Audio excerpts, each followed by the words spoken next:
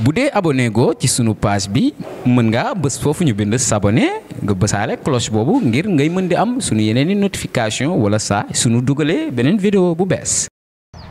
Et au niveau du CRA de Saint-Louis et plus précisément au niveau de la station de Ndiol dans le cadre de visites de travail. À la suite de notre prise de service, nous avons entamé une tournée au niveau du territoire national pour rencontrer l'ensemble des personnes, l'ensemble des agents de l'Institut sénégalais de recherche agricole dans le but d'échanger avec le personnel et encore mieux de décliner la vision que nous avons par rapport aux nouvelles réorientations de l'Institut sénégalais de recherche agricole. D'autant plus que l'ISRA est l'un des rares instituts qui travaille dans les 5 domaines: les productions animales, les productions forestières, les productions halieutiques, les productions végétales et la socio-économie. Et c'est sur ce point que la vision que nous avons de l'ISRA, c'est dans un premier temps de mettre en place une direction scientifique forte et transversale qui décline les 5 domaines que j'ai cités tantôt, et encore mieux au niveau de l'administration, de mettre en place une administration forte et décentralisée pour rendre un peu autonomes les différents centres, laboratoires et unités. Et encore mieux au niveau des stations et des PAPEM, parce qu'aujourd'hui nous sommes au niveau de la station de Ndiol et nous voulons maintenant qu'au niveau des stations qui vont jouer ces rôles de prévulgarisation des résultats et encore mieux d'expérimentation multilocale. Il y va de notre choix, en travers des essais, de la recherche que nous menons, de faire revivre ces stations, ces PAPEM, pour que l'ISRA puisse revoir son liste de temps. C'est des éléments importants sur lesquels il faudrait qu'on puisse échanger avec le personnel et décliner notre vision. Voilà l'objet de notre visite aujourd'hui. Aujourd'hui, le Sénégal s'est engagé dans le volet du PRACAS. L'ISRA a fait beaucoup de choses. Malgré tout, il y a encore des choses à améliorer. Quel rôle l'ISRA a pu faire pour atteindre d'abord ces résultats et ensuite quelles sont les projections? Par rapport au PRACAS, et là plus précisément, il faudrait qu'on puisse revenir parce que au niveau de la production, c'est la production, parce qu'on est dans cette zone, la zone vallée-fleuve Sénégal, où la production de riz occupe une place importante. Et c'est dans ce cadre qu'il y a un important programme national d'autosuffisance en riz. Et sur ce programme, au cours des dernières années, des résultats importants ont été obtenus. Et ceci à travers les activités menées par l'Institut sénégalais de recherche agricole, dont on peut citer la production de semences de pré-base de très bonne qualité, certifiées en fonction de la demande et encore mieux en fonction des zones agroécologiques.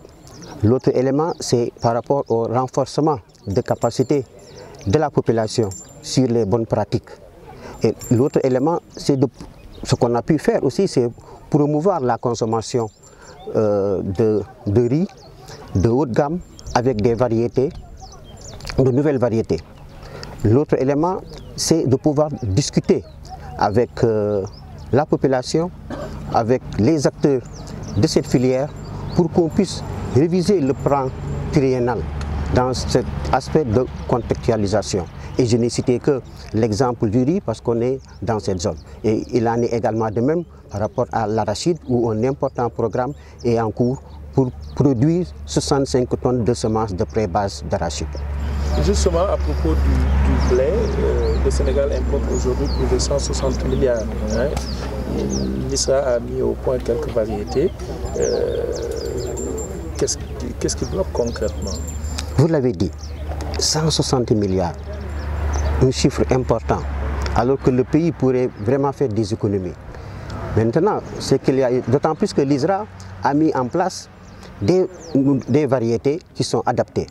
Il y en a 8, 5 tendres, et 4 tendres et 4 durs. Et ce qu'il faudrait maintenant faire dans un premier temps, c'est de pouvoir vulgariser la culture de blé au niveau du territoire national. Et encore mieux, il faudrait qu'on puisse mettre en place un système important de production de semences. En allant maintenant au-delà, c'est-à-dire faire un renforcement de capacité, former les acteurs de cette filière. Et il faudrait qu'on puisse mettre l'accent sur un point important que l'État doit jouer. Faire un plaidoyer au niveau de l'État pour que l'État puisse mettre en place un programme national de production de blé en mettant en exergue et en encourageant le partenariat public-privé pour inciter les différents acteurs de cette filière. La production animale, vous l'avez un peu évoqué, vous avez on peut déplorer la non-présence de vaches, de bœufs ici à Ndiol. Quels sont les correctifs que vous allez apporter en tant que directeur général? Nous sommes dans ce contexte de modernisation de l'agriculture. Vous avez vu que l'État a mis d'importants moyens pour acheter des tracteurs et beaucoup de matériel agricole. Ça pour emblaver des superficies importantes. Mais on ne doit pas aussi perdre de vue que l'agriculture familiale occupe aussi une place importante.